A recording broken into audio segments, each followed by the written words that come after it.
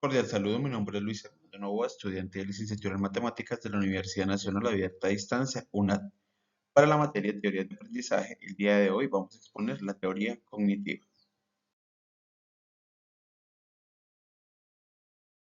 Podemos indicar que la teoría cognitivista precisa que la información y el aprendizaje no es una simple respuesta a un estímulo externo, sino que es un proceso activo de construcción que involucra la interpretación y la organización de la información. También implica que no es una sola reacción, sino es un conjunto completo de actividades mentales en las cuales incluye la percepción, pensamiento, memoria y la resolución de problemas. Cuando comprendemos esos principios nos podemos apoyar en las ideas destacadas de autores valiosos que han desarrollado diversos aportes para la construcción de estas teorías, entre los cuales tenemos a Piaget con su teoría del desarrollo cognitivo, Lev Vygotsky, con su enfoque de la importancia del contexto social y cultural, y Brunner, quien promueve el aprendizaje por descubrimiento y la importancia en la estructura cognitiva.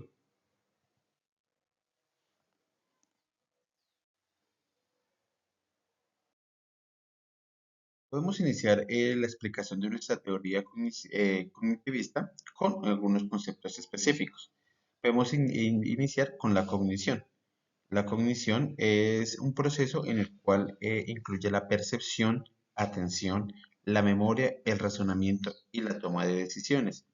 Este es un proceso en el cual se adquieren, almacenan, se recuperan y se usa el conocimiento paulatinamente. Un ejemplo de ello es, por ejemplo, en la clase de historia, cuando un estudiante usa la cognición para recordar las fechas importantes, analizar las causas y los efectos históricos y la relación con los conocimientos ya existentes.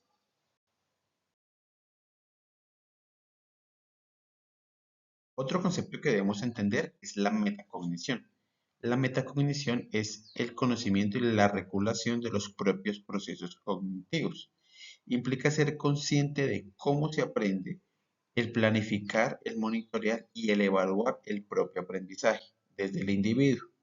Lo podemos analizar cuando un estudiante de matemáticas planifica cómo resolver un problema complejo, monitoreando su progreso y evaluando la efectividad de la estrategia utilizada, ajustando su enfoque si es necesario. En este proceso de metacognición, el individuo es capaz de formular diversos escenarios para poder desarrollar su proceso de aprendizaje. El siguiente concepto es el modelo de procesamiento de la información. Este modelo compara la mente humana con una computadora, describiéndola como la información como se codifica, almacena y recupera, involucrando etapas como la memoria sensorial, la memoria a corto plazo y la memoria a largo plazo. En esto podemos utilizar un ejemplo de cuando el estudiante recibe la información sobre cómo se genera la fotosíntesis. El estudiante almacena su conocimiento y lo puede entender o lo puede expresar de manera sensorial cuando lo discute y comienzan a interactuar con los diferentes elementos que encuentra dentro del aula. Otro proceso que tenemos son los procesos mentales o cognitivos. Estos incluyen una gama de actividades mentales como la percepción, el pensamiento, la memoria, el lenguaje y la resolución de conflictos. Cuando, por ejemplo, estamos en un laboratorio y el estudiante utiliza su percepción, sus sentidos para observar sus resultados. Con esto le permite desarrollar un pensamiento crítico y permite realizar un análisis de datos. La memoria le funciona al momento de recordar los conocimientos previos obtenidos y su lenguaje eh, le sirve como la ayuda para comunicar las conclusiones de este proceso. También tenemos la teoría de la mente. La teoría de la mente es la que nos dice es que la capacidad de entender y predecir los pensamientos y sentimientos y comportamientos de los demás. Reconoce que tienen estados mentales diferentes a los propios. Podemos entender en una clase de psicología, por ejemplo, cuando se desarrolla un juego de roles. El estudiante debe interpretar y responder a las acciones de los demás basados en las comprensiones y las intenciones de las emociones ajenas, demostrando su teoría de la mente.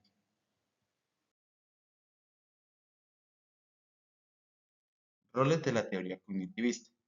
Iniciamos con el rol del docente. En el cognitivismo, el docente es el facilitador y guía del proceso de aprendizaje. El docente debe crear un entorno estimulante que permita el desarrollo del pensamiento crítico y la resolución de problemas, proporcionando herramientas necesarias para que los estudiantes construyan su propio conocimiento. Esto implica diseñar actividades que promueven la interacción y la reflexión y el uso de las herramientas metacognitivas. El siguiente error que tenemos es el rol del estudiante. En el cognitivismo, el estudiante es visto como un aprendiz activo que construye su propio conocimiento a través de la interacción de su entorno y las reflexiones de sus experiencias. Los estudiantes son responsables de su aprendizaje y deben estar motivados para involucrarse en actividades que le permitan explorar y experimentar su entorno.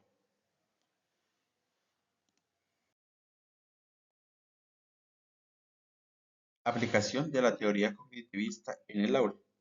Para desarrollar esa explicación vamos a tener el siguiente contexto.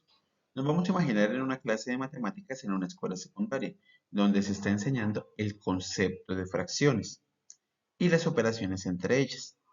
El docente aplica los principios de la teoría cognitivista diseñando una serie de actividades y estrategias para facilitar el aprendizaje activo y constructivo de los estudiantes.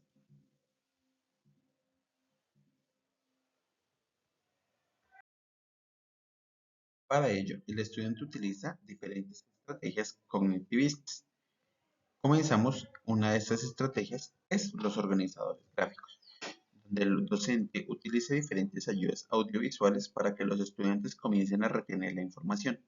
Estos organizadores gráficos permiten la nueva relacionamiento de la información con los conocimientos previos establecidos. En esta teoría es también importante el aprendizaje colaborativo.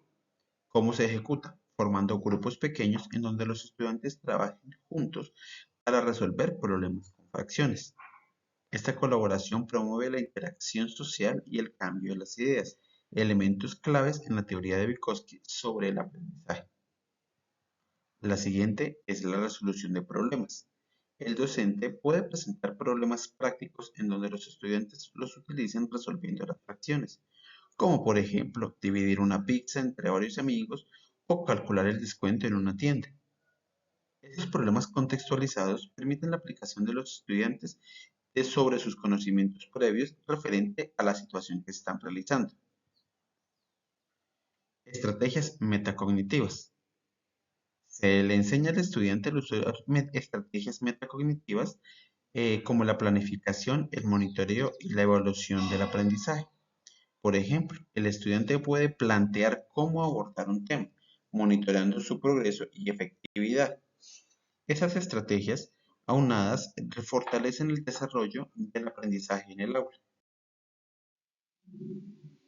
Luego de entender la forma y los conceptos que necesitamos conocer para la teoría cognitivista y de la aplicación en el aula, podemos entender que esta teoría nos proporciona un marco teórico bastante robusto y fuerte para mejorar el proceso de enseñanza y aprendizaje.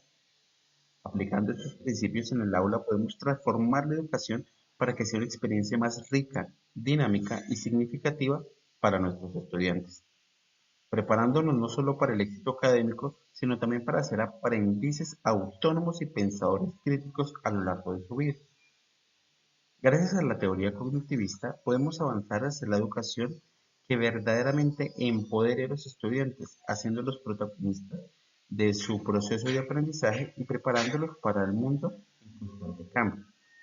Esta teoría cognitivista también nos fortalece a nosotros como docentes, preparándonos en buscar estrategias que vayan cada día mejorando y generando un proceso de crecimiento integral, ya que de esta manera no solo vamos a crecer como profesionales, sino también vamos a crecer en el ámbito personal.